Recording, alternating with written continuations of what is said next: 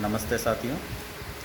Subject third year electrical, estimating, costing and design of electrical installation, उसका जो chapter number 2 है वो है general principle of estimating and costing.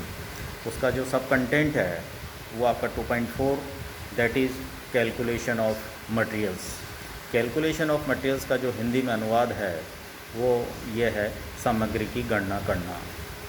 Suppose हमें किसी भवन की या बिल्डिंग की, कमरे की वायरिंग करनी हो, तो वायरिंग करते समय हमें कौन कौन से बिंदुओं की, कौन कौन से बातों की आवश्यकता है, ध्यान में रखने की आवश्यकता होती है, उन बातों को मैं आपसे आज डिस्कस करना चाह रहा हूँ, बताना चाह रहा हूँ।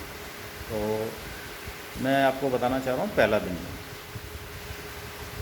संस्थापन के प्रत्येक सामग्री की एक साथ गणना कर लेनी चाहिए। कहने का मतलब भवन का जैसे वायरिंग करना चाह रहे हैं तो हमें जो उसमें लगने वाली सामग्री की जो कैलकुलेशन है, गणना, वो एक साथ कर लेनी चाहिए।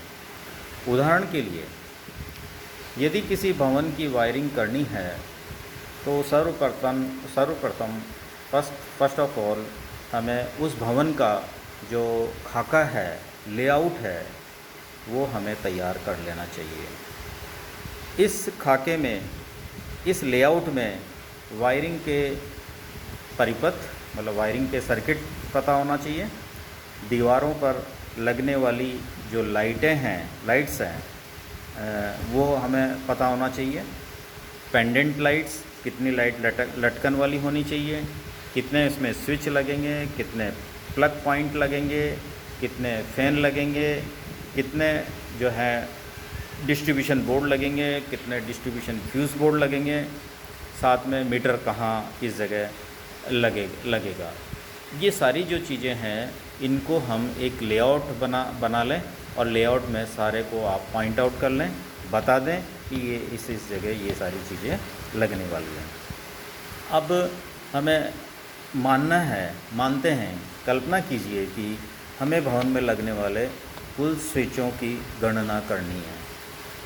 तो भवन में प्रत्येक बत्ती का मतलब लाइट, प्रत्येक लाइट तथा फैन अपने अलग अलग स्विचों से कंट्रोल होगा। मतलब फैन जो है वो अलग स्विच से कंट्रोल होगा और जो लाइट्स हैं, चाहे वो ट्यूबलाइट कह दीजिए, चाहे सीलिंग लाइट कह दीजिए या ब्रैकेट वॉल लाइट कह दीजिए, जितनी भी जो लाइट्स लगेगी उन प्रत्येक लाइट्स के लिए अलग स्विच जो है लगाना पड़ेगा।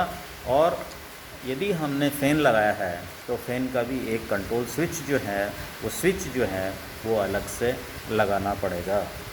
इस प्रकार भवन में लगने वाली लगने वाली लाइटें तथा फैन पॉइंट्स को गिनकर उनके लिए स्विचों की गणना की जा सकती है।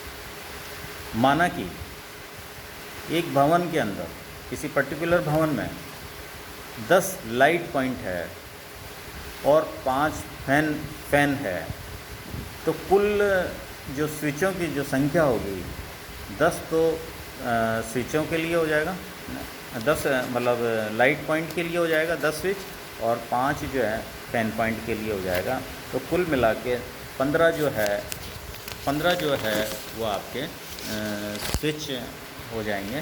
तो इस प्रकार हम जो है सामग्री की गणना आसानी से कर सकते हैं।